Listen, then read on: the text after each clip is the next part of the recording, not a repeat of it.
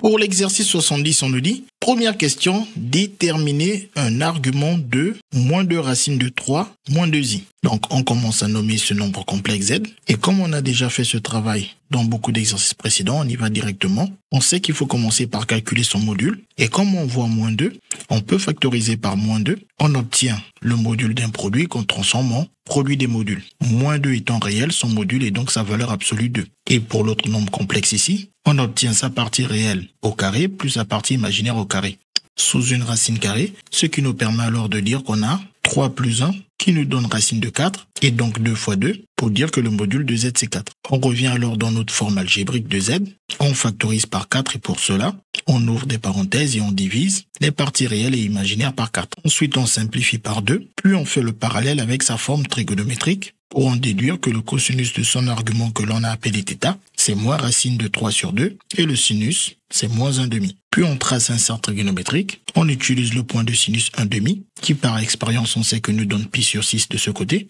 et donc 5 pi sur 6 de ce côté, mais nous, le sinus il est négatif. Donc on sait qu'il faut faire de la symétrie par rapport à l'axe des abscisses, et donc par symétrie, ici on a moins 1 demi, et donc ici, moins pi sur 6, et là, moins 5 pi sur 6. Ensuite, on cherche parmi les deux lequel a un cosinus positif. Ici, le cosinus est négatif, ici il est positif, donc le point qu'on cherche, c'est celui associé à moins pi sur 6. Si le cosinus était positif, et moins 5 pi sur 6 si le cosinus est négatif. On revient donc ici voir notre cosinus, on voit que notre cosinus est moins racine de 3 sur 2. Notre cosinus est négatif, donc notre argument θ vaut moins 5 pi sur 6. Donc on le note, et bien évidemment ici on connaissait les valeurs. Si le sinus vaut 1 demi, le cosinus vaut plus ou moins racine de 3 sur 2. Et s'il est positif, ici c'est alors racine de 3 sur 2. Et s'il est négatif, ici c'est alors moins racine de 3 sur 2. Donc on encadre la réponse demandée et on passe à la question 2 où on nous dit on déduire alors la puissance 3 et que cette puissance 3 de notre nombre complexe est un imaginaire pur. Donc si on doit trouver que c'est un imaginaire pur à l'aide de son argument, les imaginaires purs sont sur l'axe des ordonnées. Ils ont donc des arguments qui vaut soit pi sur 2 modulo de pi, ou bien dans l'autre sens, moins pi sur 2 modulo de pi. Donc on va calculer l'argument de ce nombre complexe et voir si on obtient plus ou moins pi sur 2, à 2 pi près. Donc on écrit argument de notre nombre complexe. On peut même le remplacer par z, parce qu'on l'a nommé z.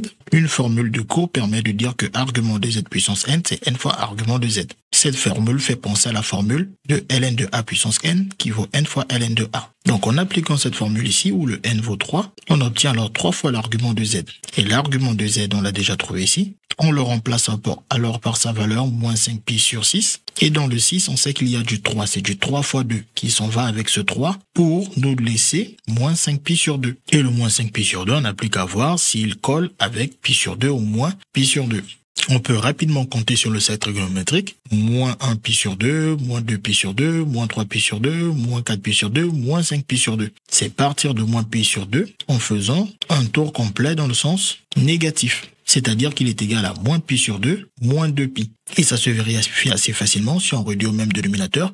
2 pi, ça fait 4 pi sur 2. Et avec le moins 4 pi moins pi, ça fait bien moins 5 pi. Et comme le résultat se trouve à 2 pi près, grâce à ce 2 pi près, on peut donc enlever ce moins 2 pi. Pour conclure que l'argument de notre nombre complexe élevé à la puissance 3 n'est rien d'autre que moins pi sur 2. Et comme on l'a rappelé ici, un nombre complexe est un imaginaire pur si son argument c'est pi sur 2 à 2 pi près ou moins pi sur 2 à 2 pi près. Nous, on a trouvé moins 2 pi sur 2 à 2 pi près. Donc, notre nombre complexe est un imaginaire pur. Et comme son argument, c'est moins pi sur 2, il est donc du côté des imaginaires purs avec une partie imaginaire négative. C'est-à-dire qu'il appartient à I R-1 étoile. CQFD, ce qu'il fallait découvrir.